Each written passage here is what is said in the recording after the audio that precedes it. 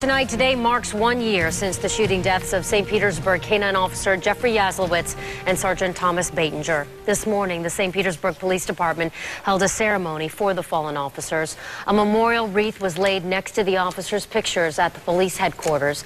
St. Pete Mayor Bill Foster was there, as well as Lorraine Yaslowitz, the widow of Officer Yaslowitz. After the ceremony, she said the loss still hurts. So it felt good driving over the Bayside this morning, knowing Jeff was on the Bayside about the same time, and so it was in some ways satisfying that way, and but extremely painful.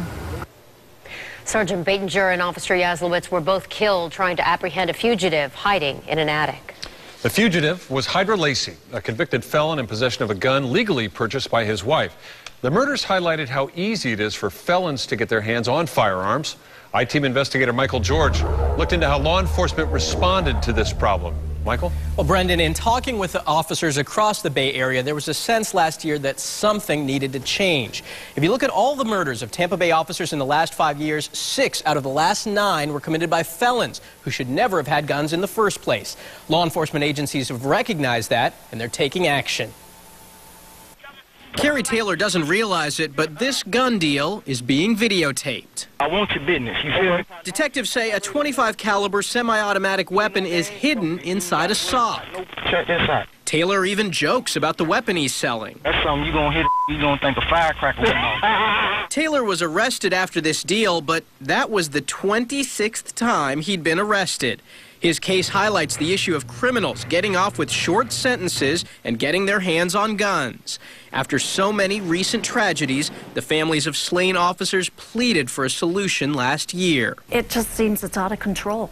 So whatever we can do, the general public, whatever we can do, we've got to stand behind our law enforcement officers. Over the last 15 months, HCSO detectives have put the pressure on illegal gun sellers. They've gotten more than 100 illegal weapons off the streets and arrested dozens of sellers like Carrie Taylor.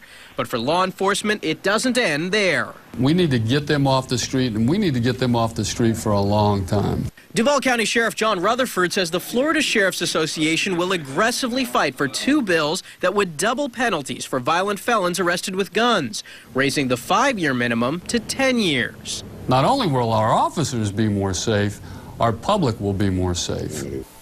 Now, Sheriff Rutherford is hoping the lessons learned from last year's tragedy won't be forgotten.